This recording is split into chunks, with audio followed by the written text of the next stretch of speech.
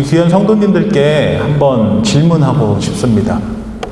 한번 이런 생각을 누구나 한 번쯤은 다 해보셨을 텐데, 자유가 없는 사랑, 이 진짜 사랑일까요? 박창년 목사가 왜 뜬금없이 사랑 타령을 할까 이러실 수도 있는데, 자유가 없는데 누군가를 사랑한다, 너무 철학적인 질문입니까? 자유 없는 사랑이 진짜 사랑입니까? 자유가 없는 관계 속에서 자유가 없는 사랑은 때론 감정과 행위가 폭력적으로 나아갈 수도 있고 아주 강한 집착이 될 수도 있습니다. 그래서 많은 경우 TV에서 데이트 폭력 같은 그런 상황들을 보게 될 때, 최근에 뉴스를 보니까 국가대표 한 럭비 선수가 데이트 폭력을 이야기를 봤는데요.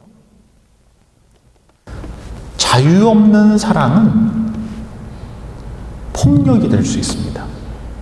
자유 없는 사랑은 인형처럼 상대를 대할 수가 있습니다. 자유 없는 사랑은 집착이 될 수 있습니다.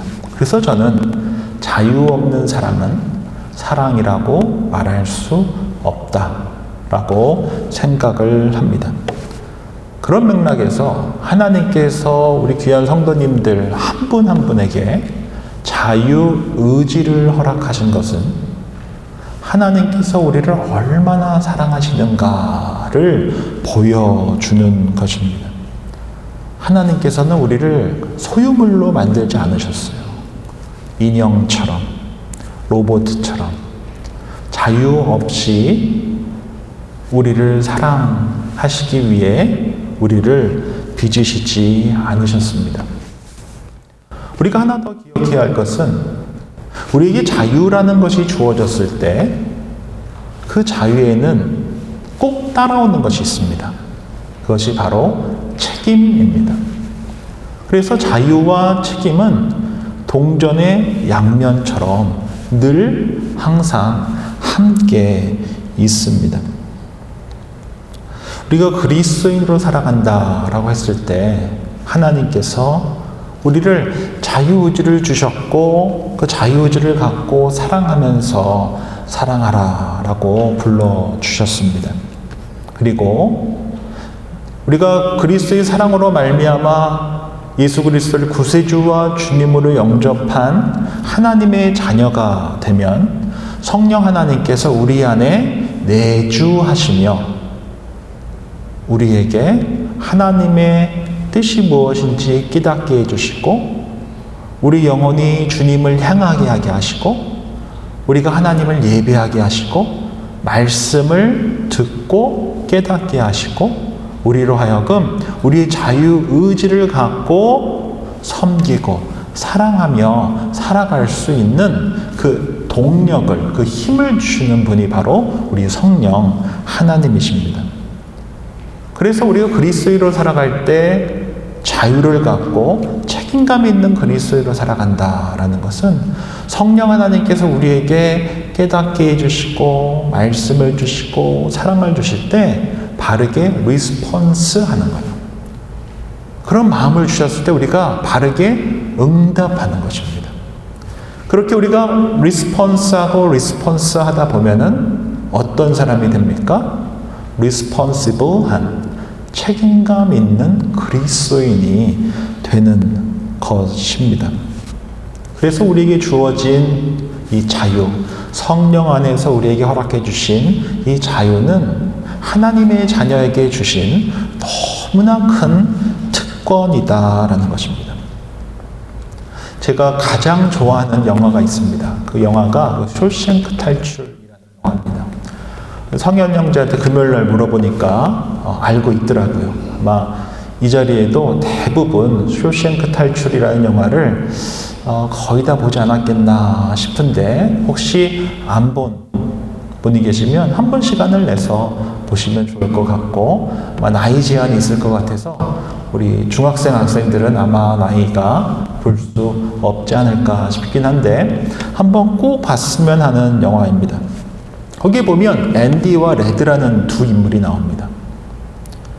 이 앤디라는 사람은 자신의 와이프와 불륜남을 살인한 죄명을 쓰고 감옥에 들어와서 레드라고 하는 우리가 잘 아는 모건 프리만을 만나게 됩니다.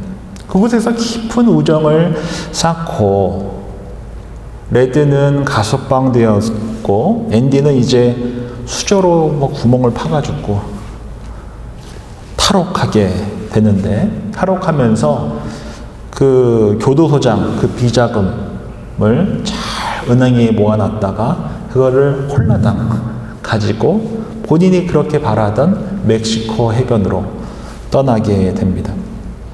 그 모건 프리만으로 등장한 그 레드라는 인물은 가석방이 되었는데 전혀 자유인으로 살지를 못하는 거예요.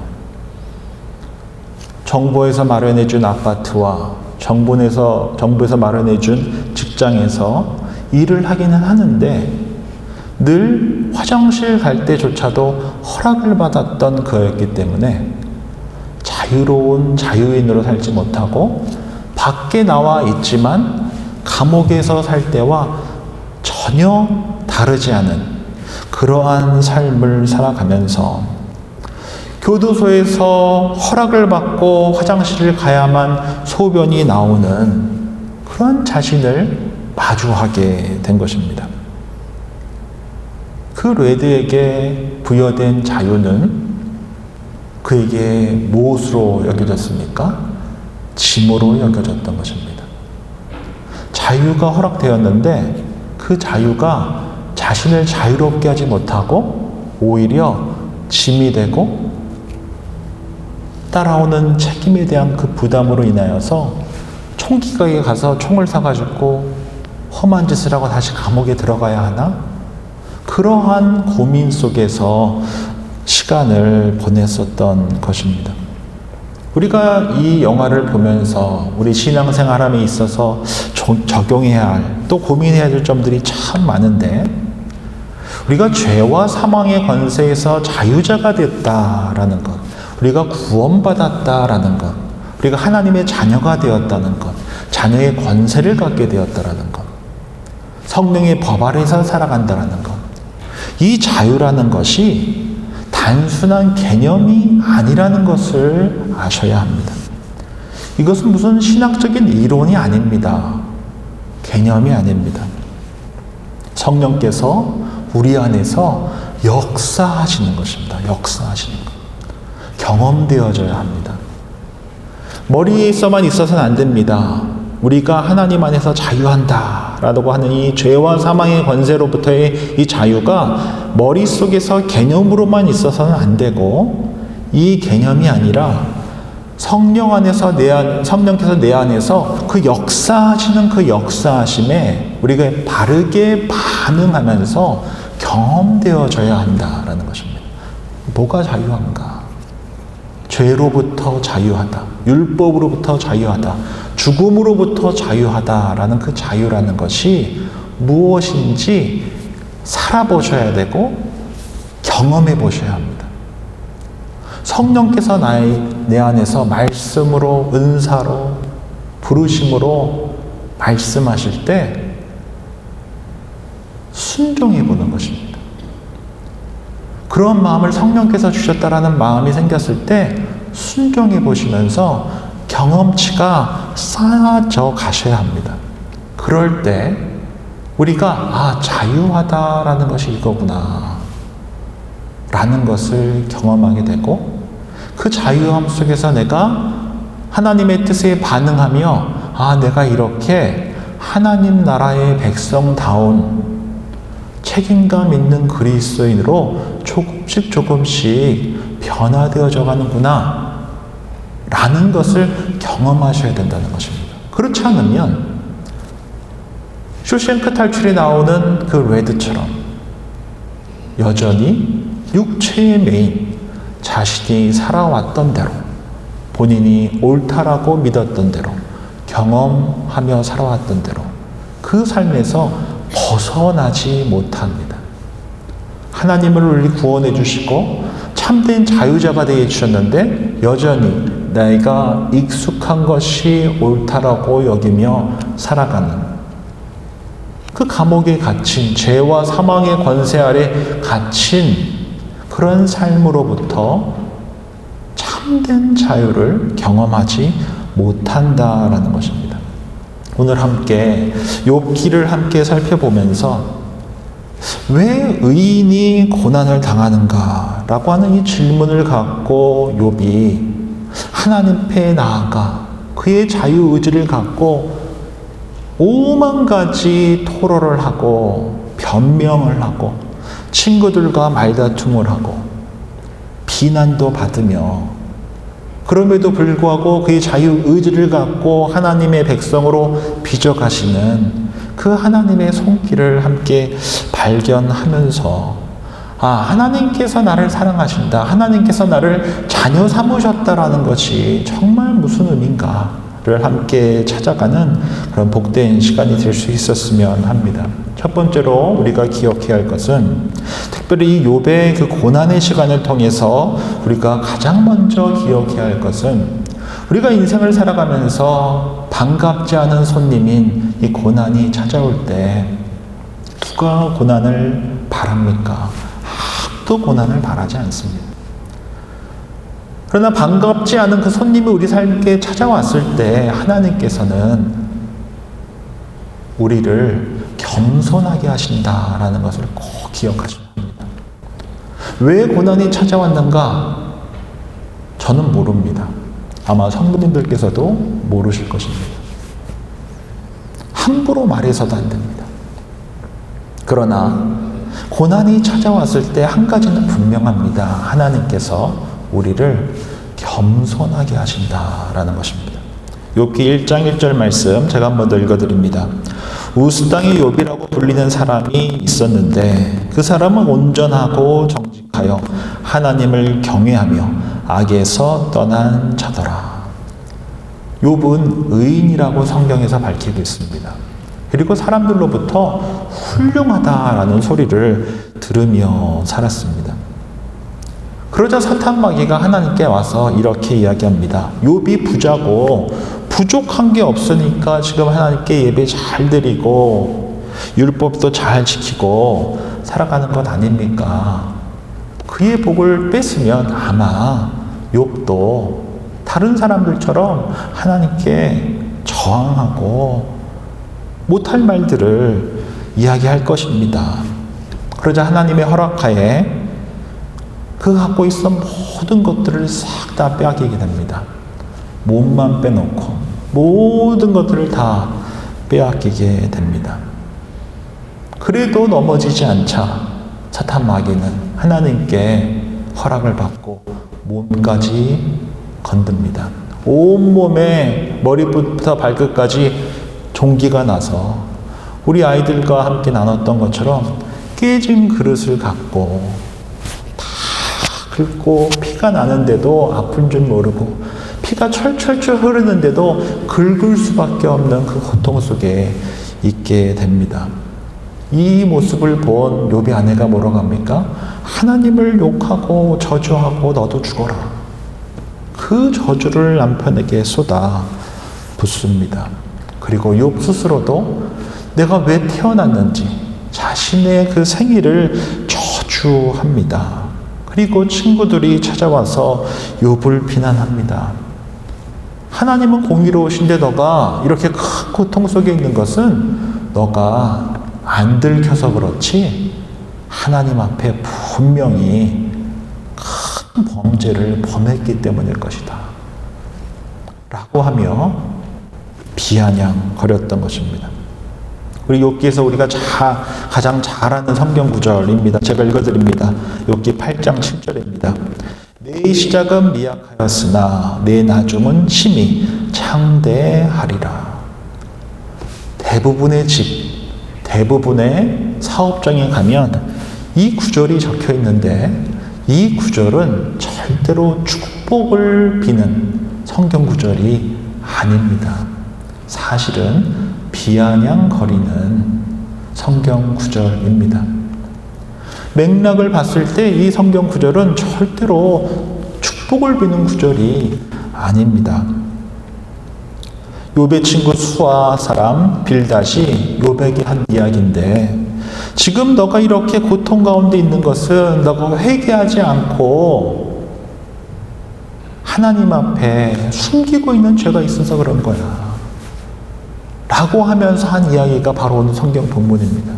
지금이라도 하나님 앞에 회개하면 조금씩 나아질 거야 라고 하며 한 말씀이 바로 오늘 말씀입니다. 지금 내 시작은 미약하지만 내 나중은 심히 창대해질 것이다. 너가 의롭다면, 너가 이런 고난을 받을 이유가 없고, 너가 의롭지 않기 때문에 너가 고난 가운데 있다라고 말한 것입니다. 뿌린 대로 거두는 것이지 뿌리지도 않았는데 거두는 법은 없다라고 하며 욥의 친구들이 이야기한 것입니다. 그래서 욥기의 대부분의 장들은 두 가지 이야기밖에 없습니다. 욥의 친구들은 너가 죄인이기 때문에 고난 가운데 있는 거야, 인과응보를 이야기하고, 욥은 그 친구들에게도 하나님께도 이야기합니다. 나는 의로운데, 내가 고난 가운데 있는 것은 하나님께서 공의롭지 않기 때문이다 라고 대항합니다. 나는 의로운데 내가 고난 가운데 있는 것은 하나님께서 불의하신 것, 하나님께서 공의롭지 않은 거 아니십니까? 라고 하며 따져 물었던 것입니다. 그리고 마침내 하나님께서 욥에게 말씀하십니다. 욥기 38장 2절부터 4절입니다. 무지한 말로 생각을 어둡게 하는 자가 누구냐? 너는 대장부처럼 허리를 묶고 내가 내게 묻는 것을 대답할지니라. 내가 땅에 기초를 넣을 때 내가 어디 있었느냐? 내가 깨달아 알았거든 말할지니라. 하나님 앞에 하나님의 공의로움을 재단질하고 있는 그 욥에게 하나님께서는 말씀하십니다. 대장부처럼 똑바로 서서 내 질문에 답해라. 그리고 두세 장에 걸쳐서 쭉 말씀해 주십니다. 하나님께서는 창조한 모든 것들을 다스리신다라고 말씀해 주십니다. 우리가 왜 욥이 고난 가운데 있는가? 왜 교회가? 왜 우리 가정이? 왜 내 개인의 삶이 고난 가운데 있는가? 또 있었는가? 라고 할 때 저는 모릅니다가 답이라고 생각을 합니다. 제가 그것을 어떻게 알겠습니까? 성도님들 혹시 아십니까? 내가 왜 고난 가운데 있는가? 왜 저분은 고난 가운데 있을까? 저는 모릅니다. 모르는 게 답입니다. 이 고난 가운데 있을 때 우리가 정말 기억해야 할 두 가지가 있습니다. 첫 번째는 함부로 옳은 말이라고 해서 말해서는 안 됩니다. 욥의 친구들은 다 신학자들처럼 윤리학자들처럼 좋은 말을 했습니다. 틀린 말이 하나도 없습니다. 그런데 그 옳은 말들이 결코 욥에게 좋은 말은 아니었습니다. 더 큰 상처만 주었습니다. 또 하나 우리가 기억해야 할 것은 우리가 고난 가운데 있을 때 하나님께서 우리에게 바라시는 것은 겸손함입니다. 고난 가운데 있을 때 우리는 겸손하게 하나님 앞에 기도해야 합니다. 고난 가운데 숨어서 역사하시는 그 하나님 앞에 겸손히 기도하며 나아갈 때 하나님께서는 늘 그러셨던 것처럼 역사하실 것이기 때문입니다. 그러니까 욥의 이야기를 통해서 우리가 하나 더 기억할 것은 하나님께서는 이 고난의 시간을 통해 우리로 하여금 생명을 살리고 주의 평안을 전하는 그 도구로서 빚어가신다는 사실 또한 기억하셔야 합니다. 이 고난의 시간은 우리를 겸손하게 합니다. 동시에 이 고난의 시간을 통하여서 하나님께서는 저와 여러분들을 생명을 살리고 주의 평안을 전하는 도구로 빚으신다라는 것입니다. 욥기 42장 5절 6절입니다. 내가 주께 대하여 귀로만 듣기만 하였사오나 이제는 눈으로 주를 배옵나이다. 그러므로 내가 스스로 거두어드리고 티끌과 제 가운데에서 회개하나이다. 욥은 고통 속에서 다 잃었습니다. 건강도 잃었습니다. 재산도 잃었습니다. 관계도 잃었습니다. 아무것도 없었습니다. 그 고통스러운 시간 속에서 하나님을 어떻게 고백하게 됩니까? 그동안은 귀로만 들었던 하나님인데 이제는 내가 눈으로 봅니다 라고 고백을 합니다. 그리고 하나님 앞에 회개의 자리로 나아가 하나님의 말씀이 단순한 책의 글이 아니라 살아 역사하시는 하나님의 말씀이다라는 것을 삶을 통해서 경험한 것입니다. 욥은 아마도 윤리적이고 의로운 사람이었을 것입니다. 말씀을 지키며 살아온 사람이었을 것입니다. 그러나 그에게 하나님의 말씀은 살아 역사하시는 말씀이 아니라 글이었을 것입니다. 성령의 조명 아래에서 성경의 하나님의 말씀을 읽고 해석하고 적용할 때 하나님의 놀라운 역사가 우리 삶 가운데 일어납니다. 그런데 하나님의 말씀을 글로만 읽으면 아무런 역사가 일어나지 않습니다. 그래서 저는 하나님의 말씀이 또는 율법이 스포츠의 규칙과 같다라고 생각을 합니다. 스포츠에 규칙이 없으면 재미가 없습니다. 한번 상상해 보십시오. 테니스를 치는데 네트가 없습니다. 줄이 없습니다. 처음에는 뭐 그냥 이렇게 칠 수 있겠지만 그게 게임이 재미있겠습니까? 하나도 재미없을 것입니다. 축구를 하는데 골대가 없습니다. 인원 제한이 없습니다. 재미있겠습니까? 골대는 있는데 골키퍼가 한 5씩 있어요. 재미있겠습니까? 규칙이 없는 것입니다. 하나도 재미가 없습니다. 그래서 이런 엘리트 선수들, 세계적인 선수들은 이 규칙 안에서 엄청난 훈련량을 통해서 자신만의 그 누구도 범접할 수 없는 그 테크닉을 연마한 이들이 월드 클래스 선수들이 됩니다. 규칙과 기술을 연마하여서 그 누구도 따라할 수 없는 무언가를 가진 이들이 월드 클래스 스포츠 선수들이 되지 않겠습니까? 규칙 없이, 기술 없이 어떻게 직업을 스포츠로 하는 엘리트 선수가 될 수 있겠습니까? 그래서 저는 스포츠가 예술이다라고 생각을 합니다. 우리가 테니스를 칠 때 큰 바구니를 넣고 한쪽 방향으로 계속 칩니다. 그래서 그 줄 안에 넘어가지 않도록 계속 치는 것입니다. 그러다 보면은 조금 익숙해지면 드라이브가 되네, 백핸드 합니다.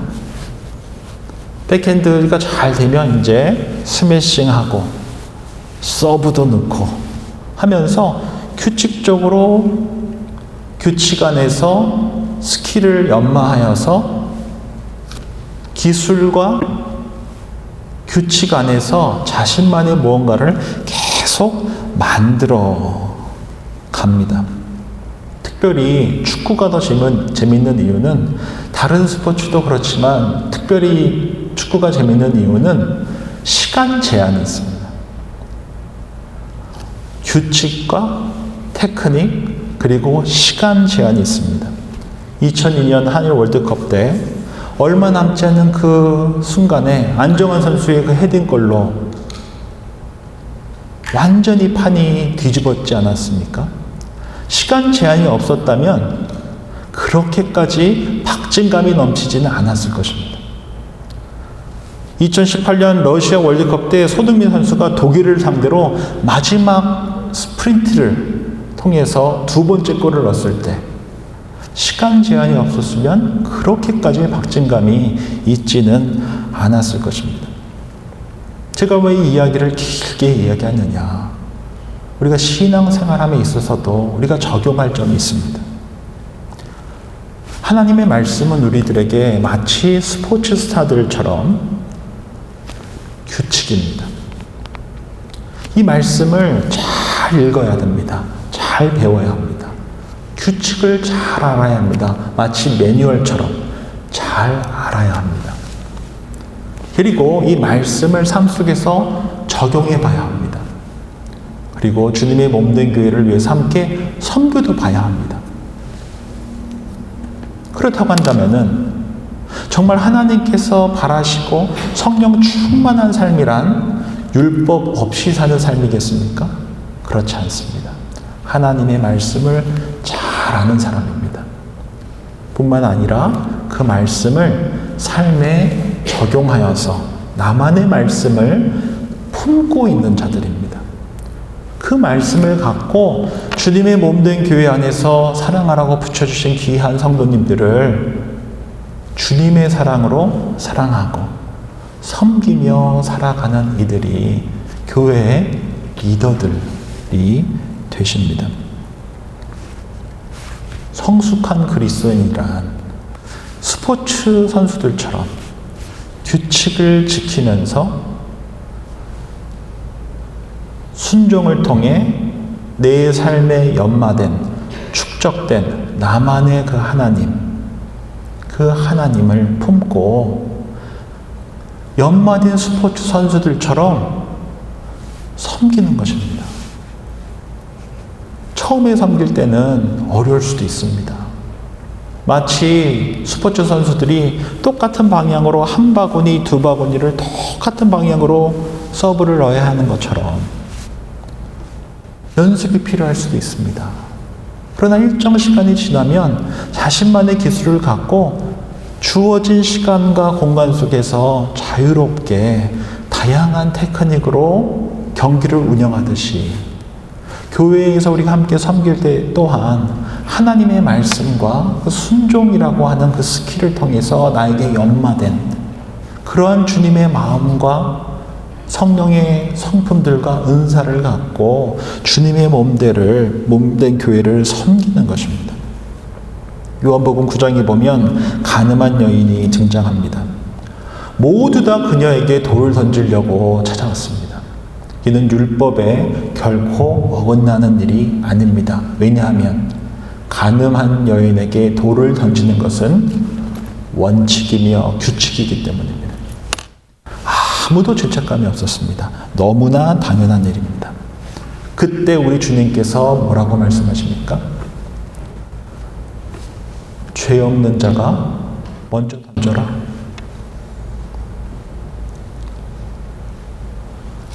예수님께서는 결코 율법을 어기지 않으셨습니다. 돌 던지지 마라. 그렇게 말씀하지 않으셨습니다.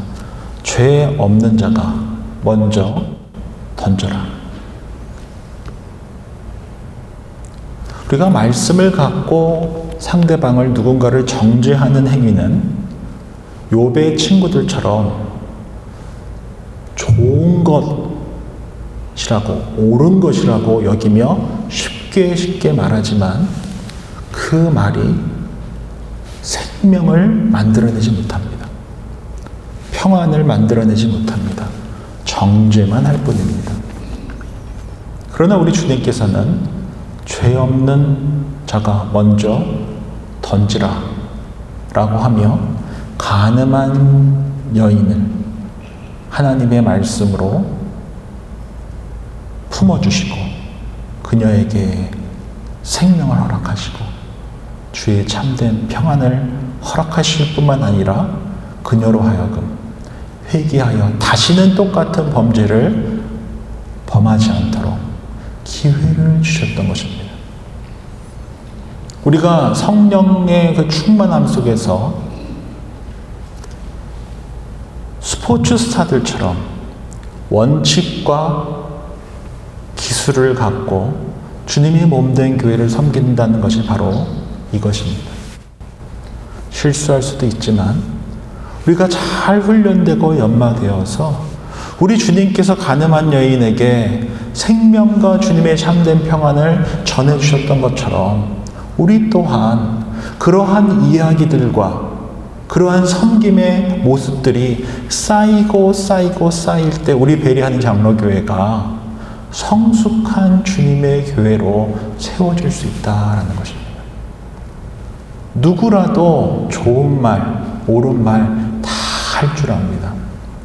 그러나 그 옳은 말을 갖고 생명을 살리는 이는 성숙한 이들만 할 수 있다라는 것입니다.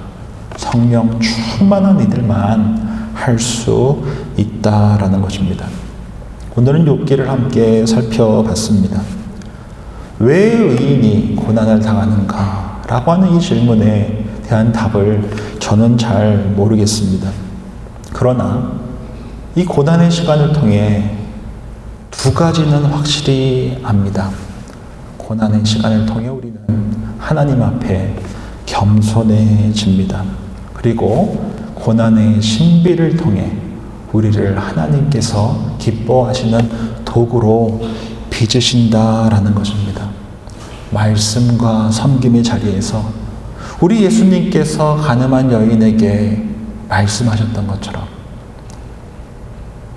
죄 없는 자가 먼저 던져라 라고 하며 생명과 주의 평안을 전하는 그러한 섬김의 삶을 살아가는 그렇게 성숙한 교회로 세워지는 저와 여러분들이 되시기를 주의 이름으로 축원드립니다. 기도하겠습니다. 좋으신 주님 감사합니다. 오늘 주신 말씀 기억하며 우리 모두 우리 주님이 늘 우리와 함께 한다는 사실 잊지 않고 살아가게 해 주십시오. 비록 우리가 원치 않는 고난의 시간에 있다 할지라도 그 고난의 시간을 통하여 우리를 겸손케 하시고 주님의 귀한 도구로 삼으시는 빚어가시는 그 주님이 우리와 함께 있다는 사실 잊지 않게 해 주십시오. 그렇게 우리 주님께서 가늠한 여인에게 생명과 주의 평안을 전했던 것처럼 우리 또한 고난의 시간을 통하여 잘 성숙해져서 우리 주님처럼 생명을 살리고 주의 평안을 전하는 그러한 귀한 성숙한 그리스도인으로 세워지게 해 주십시오. 베리하닌 장로교회 되게 해 주십시오. 한 번 사랑하시면 끝까지 사랑하시는 예수님의 이름으로 기도드립니다. 아멘. 다 함께 일어나셔서 마지막 결단 찬양 주님께 올려드리겠습니다.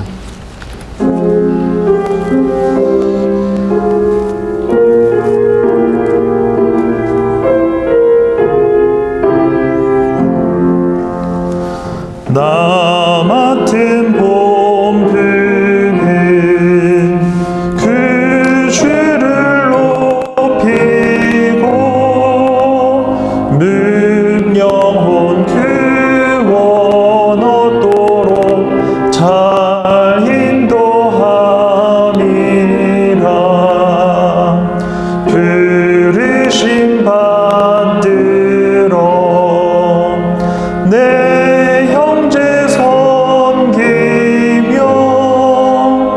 그 주의 뜻을 따라서 내 정성 다하리.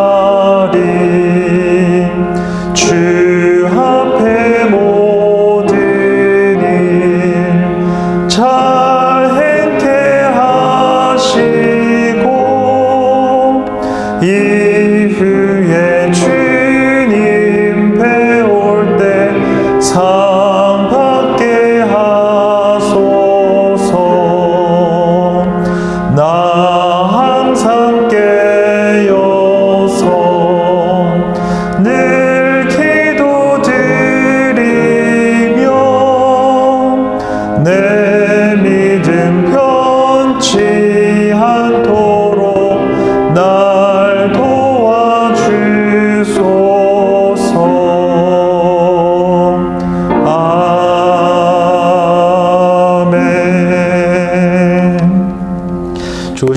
감사합니다. 오늘 주신 말씀 삶에 받고 우리 모두 고난 가운데 여전히 우리와 함께 하시고 일하시는 주님을 바라보게 해 주십시오. 그리하여 주의 말씀이 귀에만 머무는 것이 아니라 주의 말씀이 능력으로 역사하시는 귀한 사역의 마당에서 아름다운 도구로 쓰임받는 우리 모두 되게 해 주십시오. 그렇게 주님께서 사랑하라고 붙여주신 이웃들과 가족들의 생명을 살리고 주의 평안을 전하는 주님의 도구로 살아가는 우리 모두 되게 해 주십시오. 베리하닌 장로교회 되게 해 주십시오. 우리 주 예수 그리스도의 은혜와 하나님 아버지의 사랑과 성령의 교통하심이 말씀의 능력이 있고 우리의 입술과 삶을 통해 증거하며 생명을 살리고 주의 평안을 전하며 살아가기를 다짐하고 결단하는 주님의 사람들과 베리하닌 장로교회 위에 이제로부터 영원까지 함께 하시기를 간절히 축원하옵나이다. 아멘.